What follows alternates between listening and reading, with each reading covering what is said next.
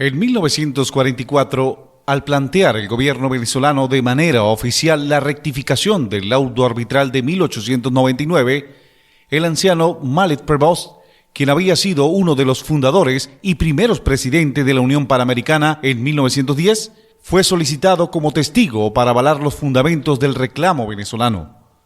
En esta oportunidad, Mallet Prevost le dictó a uno de sus compañeros de buffet, Otto Schwendrich, un memorándum donde precisaba sus denuncias acerca de los vicios del laudo arbitral de París, pero con instrucciones de que ese documento solo fuera publicado después de su muerte. Cumpliendo con las instrucciones de Mallet Prevost, Schwendrich efectuó la publicación del memorándum en una revista jurídica norteamericana, American Journal of International Law, en julio de 1949. Este texto suscitó un notable eco en el mundo jurídico y constituyó una de las principales piezas utilizadas por Venezuela para intentar la revisión del laudo arbitral de 1899.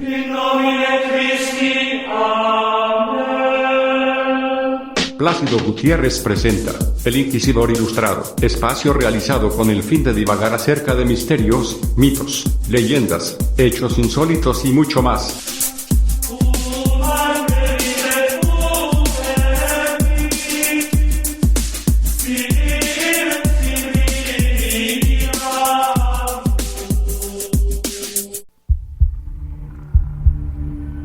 Severo Mallet Prevost, nacido en 1860 y fallecido en 1948, fue hijo del cirujano militar Grayson Mallet Prevost. Su padre había acompañado al ejército norteamericano en la intervención estadounidense en México en 1848, sirviendo como médico de la división del ejército de los Estados Unidos, y posteriormente fue nombrado cónsul en Zacatecas, México, donde decidió quedarse después de la paz, y donde se casó con Marianita Cosio, hija del periodista y escritor Severo Cosio Paniagua, gobernador de Zacatecas durante 1863 y 1864.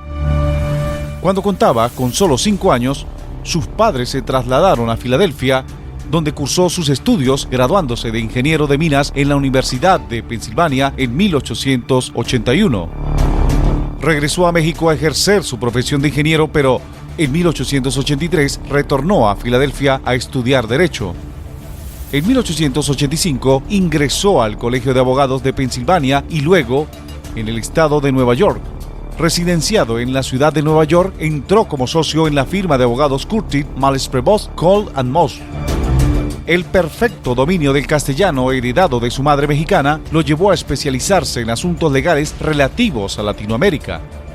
Por esta razón, fue uno de los abogados estadounidenses que integró la defensa de Venezuela en el laudo arbitral de París durante la disputa de la Guyana Esequiba. Sus condiciones le hacían particularmente apto para integrar la comisión especial que nombró el Congreso de Estados Unidos en 1896 con la misión de determinar la verdadera línea de la frontera entre Venezuela y Guyana Británica. Y luego fue escogido por Venezuela como uno de sus abogados en el arbitraje de 1899.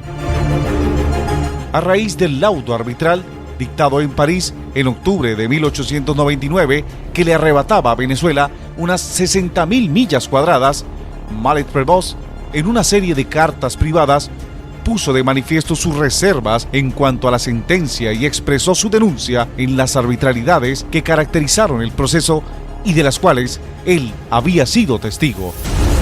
Mallet Prevost le dictó a uno de sus compañeros de buffet, Otto Schwendrich, un memorándum donde precisaba sus denuncias acerca de los vicios del laudo arbitral de París, pero con instrucciones de que este documento solo fuera publicado después de su muerte.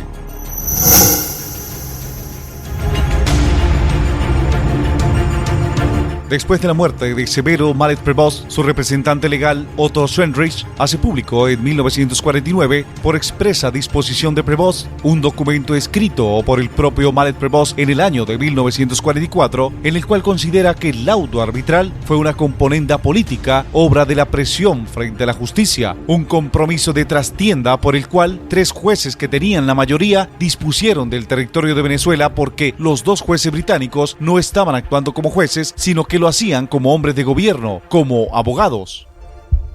En el documento quedaría confirmado que Fyodor Martens deliberadamente no actuó como juez imparcial, no se guió por los principios apegados al derecho ni de análisis técnico de las evidencias e incluso, según revela el documento, persuadió a una de las partes para que aceptasen una propuesta de solución de la controversia que él mismo había elaborado, alejando de las mismas normas la contienda en el Tratado Arbitral de 1897 y de los principios que rigen el derecho. Este hallazgo dejaría al descubierto una componenda que se produjo con respecto a la decisión del Tribunal Arbitral de París. El documento serviría a Venezuela como uno de los elementos para realizar una denuncia formal del laudo arbitral en el mundo en 1962.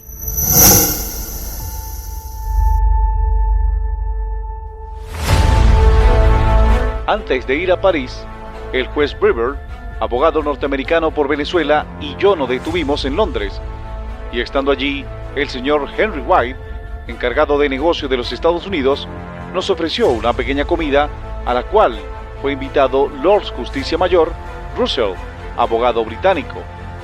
En el curso de la conversación me aventuré a expresar que las decisiones de los arbitrajes internacionales debían fundarse exclusivamente en consideraciones legales. Lord Russell respondió inmediatamente: estoy enteramente en desacuerdo con usted. Estimo que los arbitrajes internacionales deberían ser conducidos por las vías más amplias y tomar en consideración cuestiones de política internacional. Desde ese momento comprendí que no podíamos contar con Lord Russell para decidir la cuestión fronteriza sobre la base del estricto derecho. Cuando nos reunimos en París, conocí a Lord Collins, abogado británico. Apareció claramente que Rolls Collins estaba sinceramente interesado en darse cuenta completa de todos los hechos del caso y en determinar la ley a esto aplicable. Toda su actitud y sus numerosas preguntas que formuló eran críticas de las pretensiones británicas y daban la impresión de que se iba inclinando hacia el lado de Venezuela. Después, los dos árbitros británicos regresaron a Inglaterra y llevaron consigo al señor Martens, abogado ruso, juez en el arbitraje. Cuando reasumimos nuestros puestos, el cambio en Lord Collins era visible. Nos pareció, quiero decir a la defensa de Venezuela, como si hubiera ocurrido algo en Londres para producir tal cambio. Una tarde recibí un mensaje del magistrado Brewer en el cual me decía que él y el magistrado Fuller, abogado norteamericano por Venezuela, deseaban hablar conmigo. El juez Brewer se levantó y me dijo muy excitado: Mallet-Prevost, es inútil continuar por más tiempo esta farsa pretendiendo que nosotros somos jueces y usted abogado. El magistrado Fuller y yo hemos decidido revelarle confidencialmente lo que acaba de pasar. Martens ha venido a vernos y nos informa que Russell y Collins están dispuestos a decidir en favor de la línea Strasbourg, que partiendo desde Punta Barima en la costa, daría a Gran Bretaña el control de la boca principal del Orinoco. Y si nosotros insistimos en comenzar la línea partiendo de la costa del río Morocco, él se pondrá del lado de los británicos y aprobará la línea Strasbourg como verdadera frontera. Sin embargo, añadió, él, Martens, estaba ansioso de lograr una sentencia unánime y si aceptamos la línea que propone, él obtendría la adquisicencia de Lord Russell y Lord Collins. Lo que Martens proponía era que la línea comenzara a cierta distancia al sudeste de Punta Barima, de modo de dar a Venezuela el dominio de la boca del Orinoco. Esto es lo que Martens ha propuesto. Lo que tenemos que decidir es si aceptamos la proposición de Martens o suscribimos una opinión disidente. Por lo que acaba de expresar el magistrado Brewer y por el cambio que todos habíamos observado en Lord Collins, me convencí que durante la visita de Martens a Inglaterra había tenido lugar un arreglo entre Rusia y Gran Bretaña y que se había hecho presión de un modo u otro sobre Collins a fin de que siguiera aquel camino.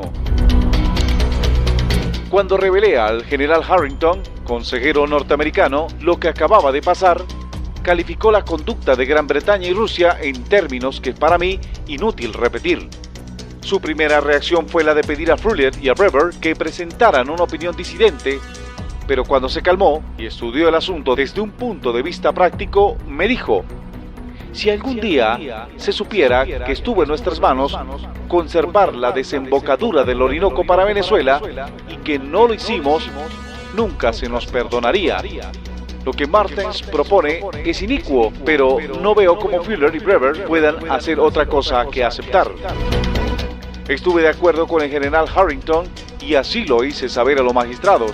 La decisión del tribunal fue, en consecuencia, unánime, pero si bien es cierto que dio a Venezuela el sector de litigio más importante desde un punto de vista estratégico, fue injusta para Venezuela y la despojó de su territorio muy extenso e importante sobre la cual Gran Bretaña no tenía, en mi opinión, la menor sombra de derecho.